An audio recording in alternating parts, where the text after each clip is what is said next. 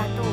Di video kali ini, kami kelompok 1 akan mempresentasikan mengenai sosial marketing guna memenuhi tugas manajemen pemasaran lanjutan.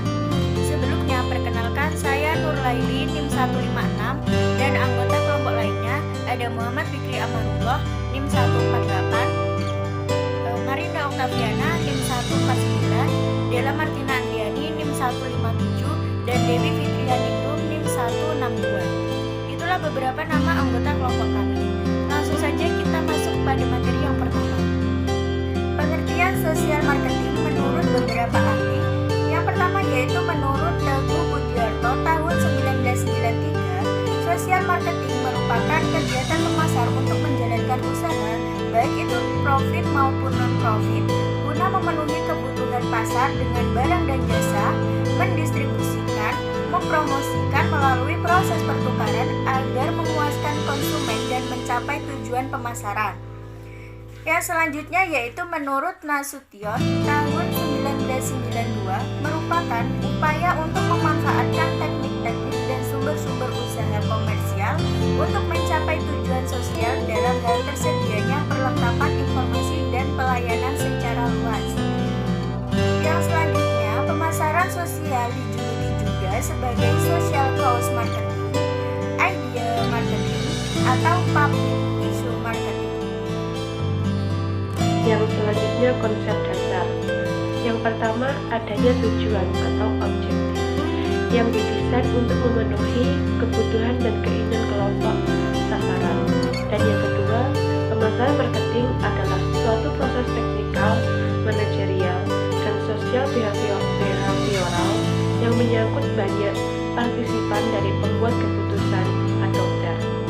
Yang ketiga, pemasaran marketing bukan semata-mata periklanan, tetapi suatu proses yang lebih luas. Dan yang keempat, program pemasaran marketing harus efektif dan merata untuk jangka pendek dan efisien untuk penerapannya, untuk menjamin investasi dan alokasi sumber-sumber. Selanjutnya, faktor pengaruh pada tingkat pengambilan keputusan. Yang pertama, faktor sosial terdiri dari kultur, kelas sosial, kelompok referensi, keluarga dan kawan dan staff. Dan dari pengaruh personal, yaitu motivasi, persepsi, pemahaman, kepercayaan, sikap, dan kepribadian. Proses pemasaran sosial terdapat 6 tahapan yang dilakukan dalam proses pemasaran. Yang pertama yaitu melakukan riset pasar untuk mengidentifikasi kebutuhan dan keinginan khalayak sasaran. Dengan melakukan proses riset ini akan diketahui produk dan jasa apa yang ditawarkan, di mana produk dan jasa tersebut dibutuhkan, dan kualitas seperti apa yang diinginkan oleh konsumen. Selanjutnya yaitu melakukan segmentasi khalayak sasaran menurut kriteria yang sistematik. Dengan adanya segmentasi ini, proses pemasaran akan jauh lebih terarah karena tujuannya sudah jelas. Tahap ketiga yaitu mendesain penawaran agar cocok dan sesuai segmen sasaran. Yang tahap keempat yaitu menentukan biaya yang dapat dijangkau pasar sasaran. Penentuan biaya di sini sangat penting karena harus disesuaikan dengan target pasar. Misalkan target pasarnya yaitu masyarakat menengah ke bawah. Jadi dalam penentuan targetnya itu harus sesuai dengan pendapatannya agar bisa dijangkau.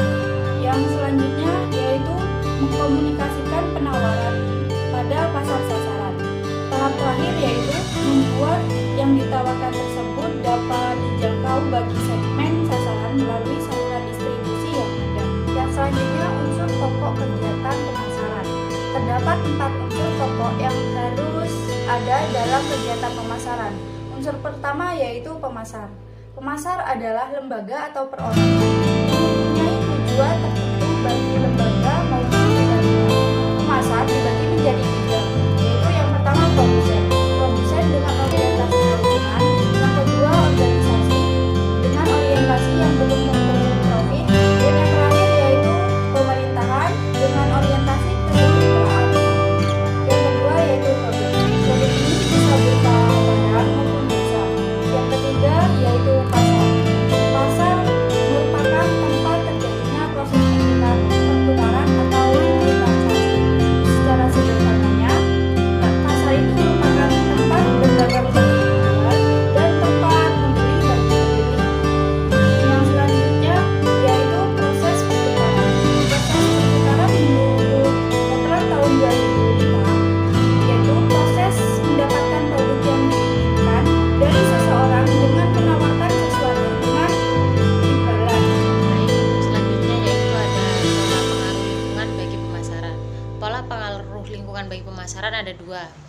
pertama lingkungan eksternal, yang kedua lingkungan internal.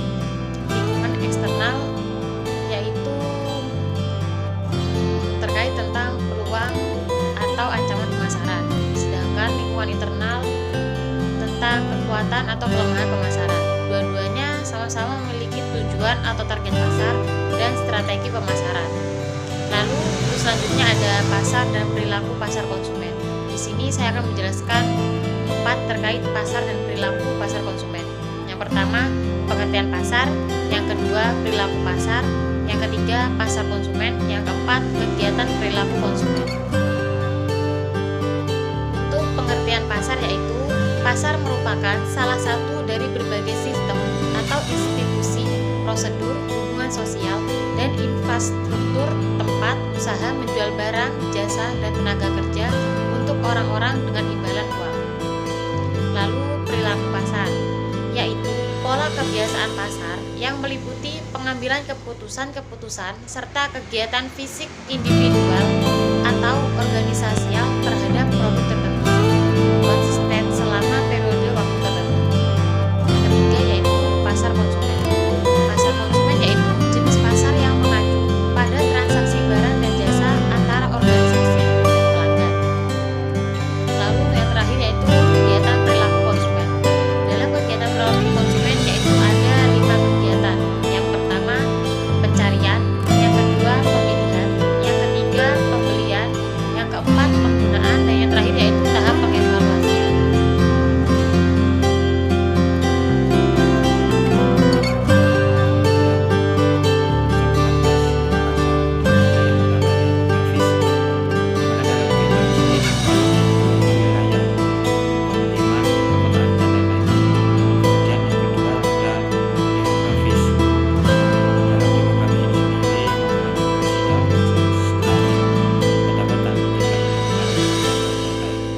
Kemudian yang ketiga yaitu psikografis.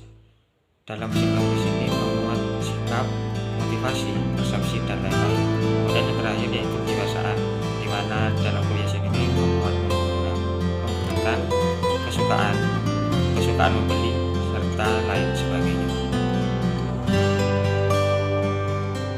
Contoh sosial marketing lainnya, contoh perusahaan di Indonesia yang melakukan kegiatan sosial marketing diantaranya yaitu Aqua melalui program kampanye It's in Me yang mengedukasi masyarakat untuk melakukan hidup sehat mulai dari sekarang. Selanjutnya yang kedua ada Lifebuoy, di mana melalui program cuci tangan nasional yang mengajak orang lain untuk mengetahui bagaimana pentingnya mencuci tangan menggunakan sabun. Kemudian yang terakhir ada Energen, dengan kampanyenya mengajak masyarakat untuk membiasakan diri agar sarapan setiap hari dan masih banyak lagi. Itulah presentasi dari kelompok kami. Kurang lebihnya mohon maaf. Wassalamualaikum warahmatullahi wabarakatuh.